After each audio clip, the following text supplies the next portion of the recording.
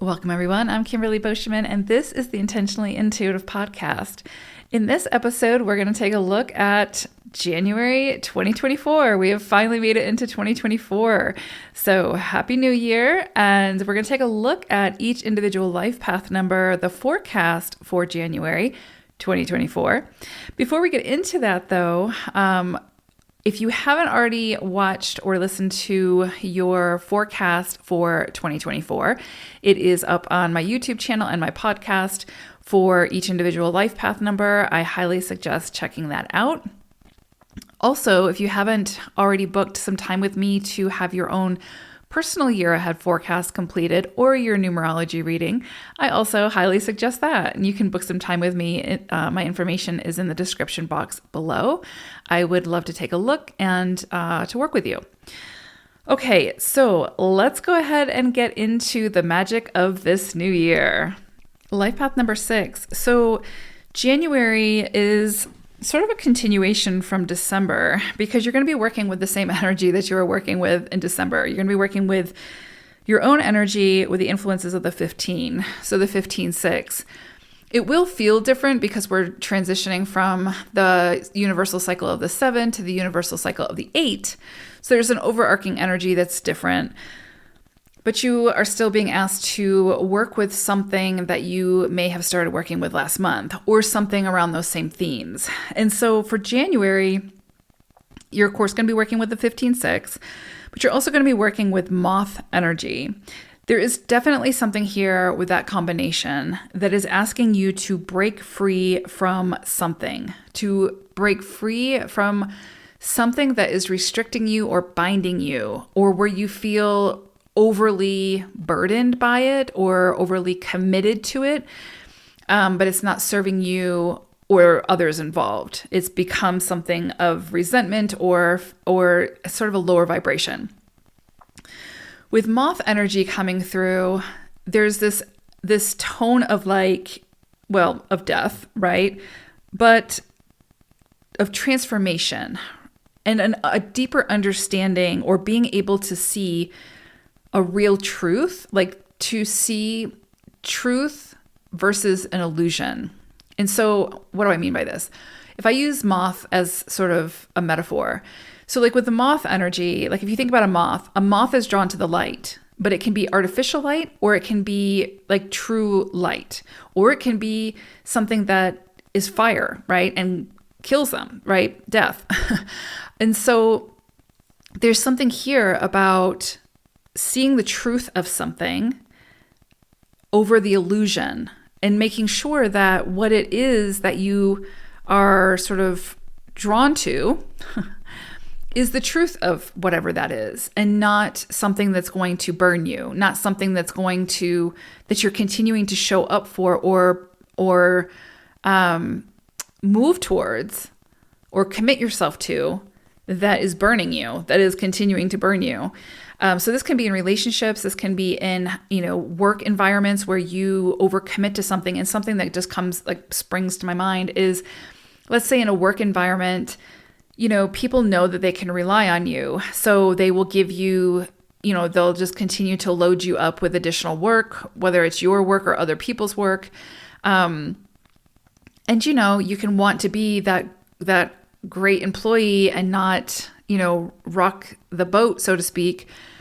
But the reality is you're being taken advantage of, right? And so where is it that you will see, or where is it that you'll take a stand for that and no longer continue to show up to that fire and instead show up to something much more healthy, whether it's like having that conversation of whatever the situation is. But if there's a situation where you feel like you're being taken advantage of, or you very clearly are, then of course it's your responsibility to have that conversation, to no longer allow that, to no longer permit that to happen. And that would be through some kind of honest conversation. And will there potentially be ramifications or consequences of that? Of course. But though those consequences could be uncomfortable, in the immediate atmosphere, right? Like in the immediate time, ongoing, it's actually going to serve you more, because you can then, let's say that you have a conversation with your boss and say, I'm being asked to take on so much more than I can handle right now, and et cetera, et cetera. And I feel like I'm being taken advantage of, or however you want to word it, right? And let's just use worst case scenario and you get fired. Okay, so you will find a solution to that. You will find a different job. You will find a different source of income that will likely be more serving, or at least you will see that you are capable of standing up for yourself and setting those higher standards and adhering to those higher standards of what you will accept and what you will not accept. So there is definitely something here of breaking free this year.